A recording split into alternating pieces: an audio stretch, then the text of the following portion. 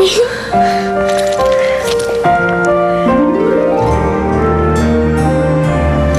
wakas at napandun ka rin namin, Griselda.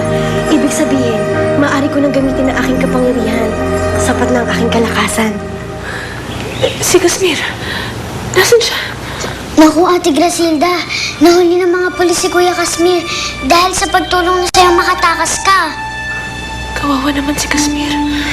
Maaari kong palayain si Casmir. Ang mahalaga ay nakita tayong muli. At dahil nagtagumpay ako na makita ka, maaari ko na ring hanapin ang iyong inang si Matilda gamit ang aking kapangyarihan. Talaga, Fairy Godmother? Naku, sana nga. Gustong-gusto ko na makita ang aking ina. Ngunit kakailanganin kong gumamit ng isang bagay na malapit sa kanyang puso. Yun ang instrumentong gagamitin ko para mahanap ko siya.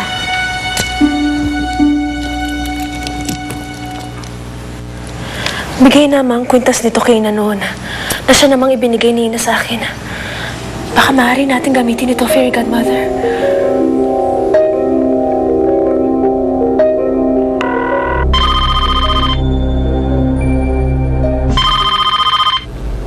Hello? Andy, si Dr. Vergara to. O, Doc.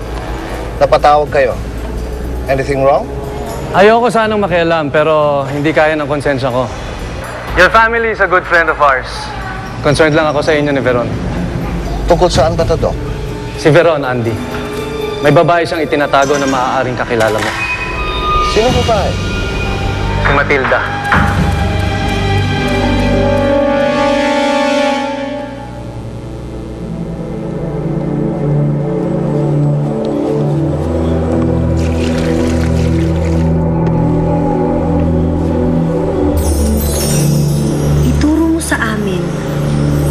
Saan ngayon si Matilda, ang nilalang na nagmamay-ari noon ng kwintas na ito.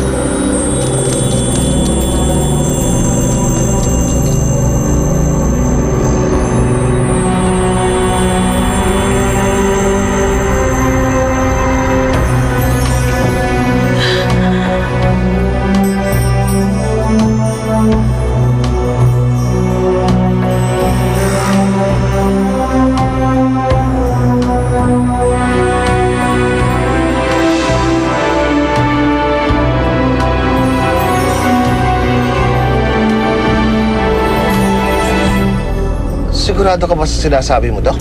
Oo. Puntahan mo ang address na ibinigay ko. Makikita mo siya ron. Salamat, Doc. Pakiusap lang, Andy.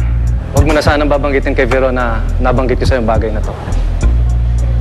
I have to go. Thank you, Doc. Paano nakapunta dito si Matilda?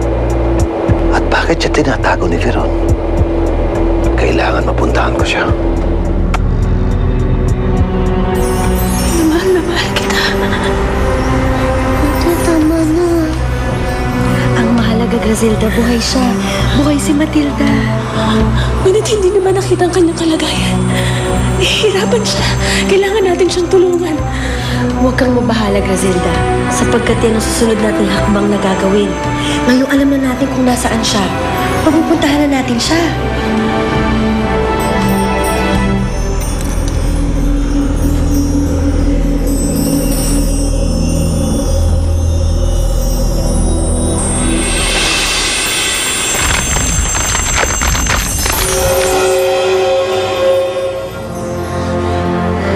Yan ang ating sasakyan upang dalhin tayo ng aking kapangyarihan kay Matilda.